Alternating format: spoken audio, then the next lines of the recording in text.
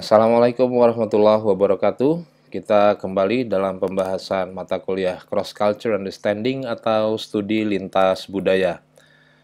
Pada kesempatan ini kita akan membahas materi kedua kita yaitu Language and Culture atau bahasa dan budaya.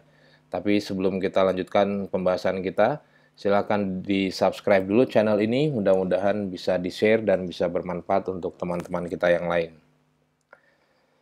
Baik, kita akan mereview sedikit atau mengulang singkat sedikit apa yang kita bahas tentang budaya pada pertemuan yang lalu. Yaitu kita juga membahas tentang definisi budaya menurut para ahli. Di sini kita ambilkan beberapa contoh. Yang pertama dari Sela Sumarjan dan Sulaiman Sumardi. Kedua budayawan Indonesia ini sangat terkenal dengan istilahnya bahwa budaya adalah rasa, karya, dan karsa atau kepercayaan, tingkah laku, dan perbuatan dari manusia. Kemudian Edward Taylor menuturkan bahwa budaya itu mencakup hal yang sangat luas, yang sangat kompleks. Mulai dari pengetahuan, kepercayaan, seni, moral, hukum, etnik, kemudian keterampilan-keterampilan, dan kebiasaan dari orang. Clyde Klughorn kemudian juga memberikan definisi dengan menyebutkan 7 aspek secara detail, misalnya yang menyangkut utensils atau peralatan-peralatan manusia, Ochman, cara mencari nafkah atau cara mencari penghasilan, kemudian sistem kemasyarakatan, seni, pengetahuan, dan juga bahasa. Bahasa ini yang akan kita bahas secara fokus pada pertemuan hari ini. Jadi, bahasa dan budaya itu memiliki keterkaitan yang erat. Menurut Abdul Khair, bahasa itu adalah elemen yang unik dalam budaya dan sangat-sangat memiliki keterkaitan. Ya, fakta yang disampaikan Abdul Khair adalah bahwa bahasa itu memainkan peranan yang sangat penting dalam interaksi manusia. Kemudian dilihat bahwa bahasa itu berkembang sesuai dengan perkembangan budaya itu sendiri, dan bahasa berketerkaitan dengan budaya, intertwined with the culture. Dan ini berarti bisa dipahami bahwa memahami satu budaya adalah memahami bahasa.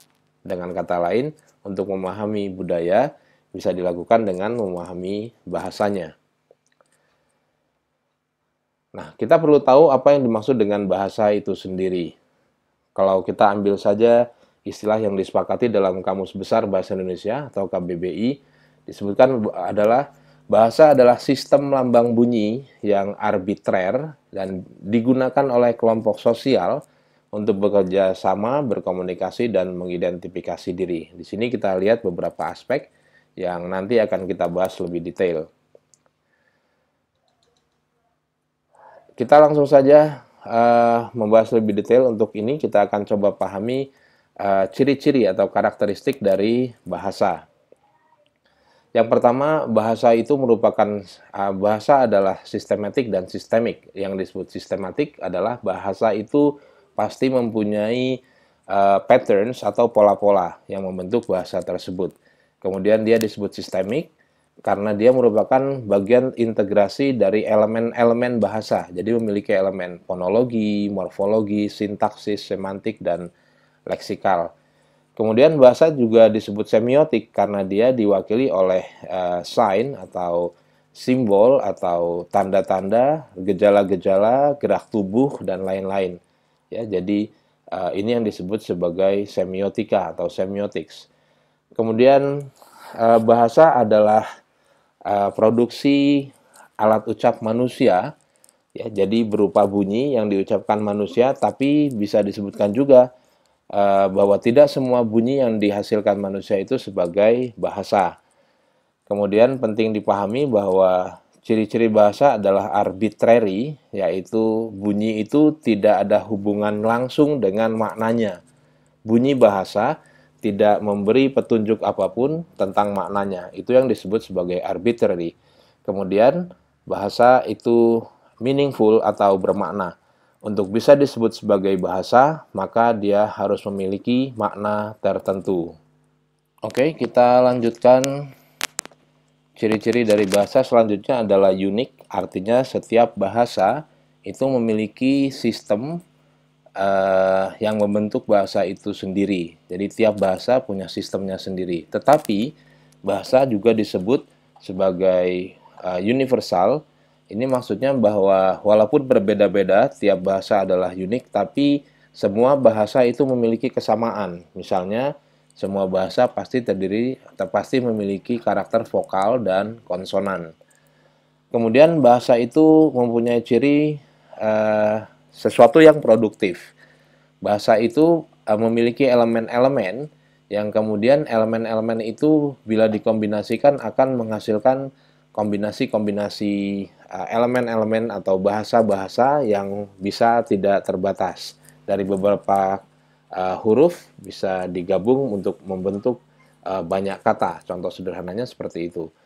Kemudian bahasa itu mempunyai variasi-variasi, ya, bisa dalam bentuk dialek, artinya bahasa yang digunakan atau yang mencirikan sekelompok orang, dialek. Kalau untuk individual kita menyebutnya idiolek, artinya gaya bahasa perorangan, idiolek itu. Sedangkan bahasa juga mengenal yang namanya variasi bahasa. Variasi bahasa ini berhubungan dengan setting atau situasi kapan bahasa itu digunakan. Misalnya ada bahasa formal, bahasa non-formal, dan sebagainya. Kemudian bahasa itu disebut dinamik atau dinamis, artinya bahasa itu berkembang, terus berkembang sesuai dengan berkembangnya kehidupan. Misalnya munculnya teknologi-teknologi baru, kemudian memunculkan kosakata-kosakata baru yang digunakan untuk dalam ranah teknologi tersebut, atau juga terjadi pada aspek-aspek kehidupan yang lain. Selanjutnya ciri bahasa adalah bahasa itu manusiawi. Artinya bahasa itu hanya digunakan oleh manusia dan hanya untuk manusia. Ini yang disebut bahasa sebagai manusiawi. Kemudian bahasa itu konvensional, artinya bahasa itu disetujui oleh para pengguna bahasa itu sendiri. Jadi dia disetujui oleh para pengguna dalam kelompok masyarakat. Baik, ada beberapa bentuk bahasa. Yang pertama, bahasa tulis atau written language. Yang kedua, bahasa lisan atau spoken language. Ini kalau written language itu tertulis, maka spoken ini diucapkan melalui alat ucap manusia atau organ of speech. Kemudian ada bahasa yang berupa simbol-simbol, tanda-tanda atau simbol-simbol. Kemudian ada bahasa yang disebut sebagai bahasa mental, telepatik. Ini tidak menggunakan bahasa tulis, bahasa ataupun bahasa lisan atau juga simbol-simbol, tapi komunikasi antar orang atau antar individu yang dilakukan secara mental. Kemudian ada juga pembahasan bahasa programming. Ini adalah bahasa yang diciptakan manusia yang digunakan untuk komunikasi antar sistem pada komputer. Sering disebut sebagai computer code. Ini jenis-jenis bahasa. Kemudian fungsi dari bahasa, ada beberapa fungsi dari bahasa yang bisa kita pelajari. Yang pertama, fungsi bahasa adalah membentuk budaya, to shape a culture. Ya, di sini bahasa itu mengkomunikasikan ide, kemudian mengorganisir dan menyatukan masyarakat. Ini yang disebut sebagai membentuk budaya. Bahasa juga mengidentifikasi personal identity atau identitas seseorang itu bisa dilihat dari budayanya. Maka sering kita mendengar pepatah, orang mengatakan you are what and how you speak. Anda adalah bagaimana dan apa yang Anda ucapkan.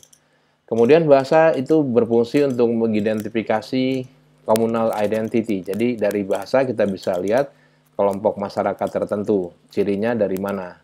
Semakin besar perbedaan bahasa, semakin besar juga perbedaan budaya.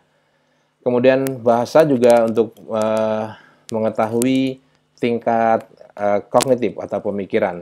Menurut antropologis, bahasa itu dapat mewakili pola-pola berpikir, thinking patterns. Oke, kita lanjutkan.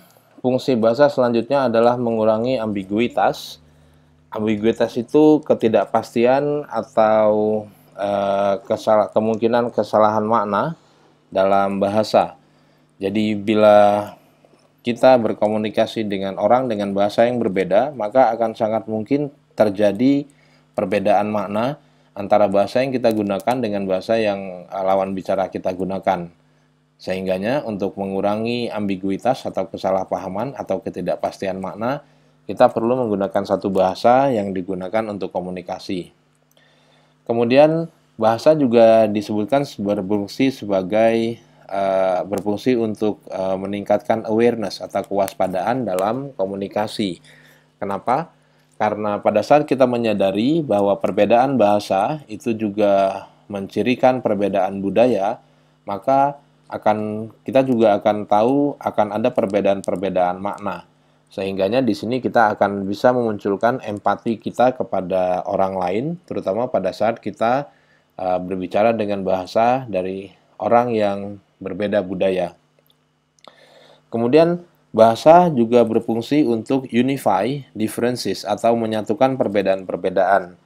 Contoh yang paling mudah yang bisa kita lihat misalnya di Indonesia yang terdiri dari banyak sekali masyarakat budaya, dan ini bisa disatukan dengan penggunaan bahasa Indonesia. Jadi banyak budaya di Indonesia, banyak masyarakat dengan perbedaan-perbedaan bahasa, perbedaan-perbedaan budaya, namun bisa disatukan dengan menggunakan satu bahasa Indonesia. Kemudian bahasa juga disebutkan sebagai alat untuk membantu pengembangan diri, personal development. Karena dengan menguasai atau mempelajari satu bahasa, pada dasarnya kita sedang membuka cakrawala untuk melihat budaya yang lain, budaya yang baru lagi. Jadi penguasaan bahasa akan sangat membantu untuk pengembangan diri seseorang.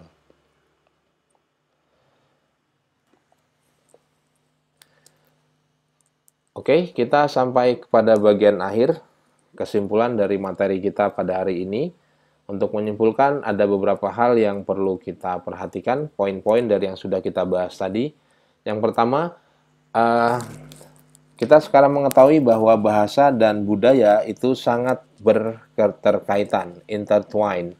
Jadi tidak bisa kita pisahkan antara bahasa dan budaya. Mempelajari bahasa artinya adalah mempelajari budaya tersebut. Sehingga untuk memahami satu bahasa, kita juga perlu memahami budaya dari masyarakat yang menggunakan bahasa tersebut. Kemudian language is unique identity of people. Bahasa merupakan identitas atau ciri khas unik dari masyarakat, bisa perorangan ataupun sekelompok masyarakat. Kita bisa mengetahui ciri-ciri atau identitas seseorang atau sekelompok masyarakat, salah satunya dengan melihat atau mengenal bahasa yang digunakan orang tersebut atau digunakan kelompok masyarakat tersebut.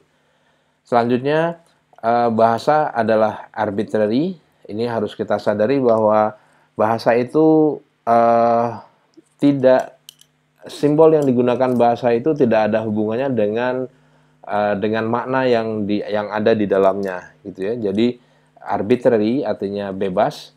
Jadi bunyi tertentu atau bentuk tertentu itu memang tidak punya hubungan wajib langsung atau bebas nilai, ya. Simbol bunyi itu bebas nilai dari maknanya. Jadi simbol bunyinya begini, maknanya begitu, itu tidak ada hubungannya, arbitrary.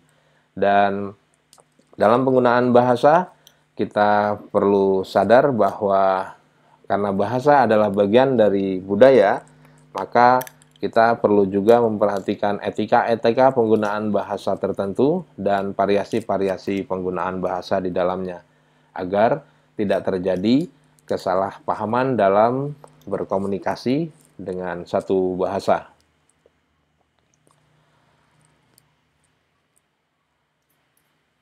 Baik, itu yang bisa kita bahas pada hari ini terkait bahasa dan budaya, language and culture. Terima kasih sudah belajar bersama. Sekali lagi silahkan di-subscribe channel ini. Terima kasih. Assalamualaikum warahmatullahi wabarakatuh.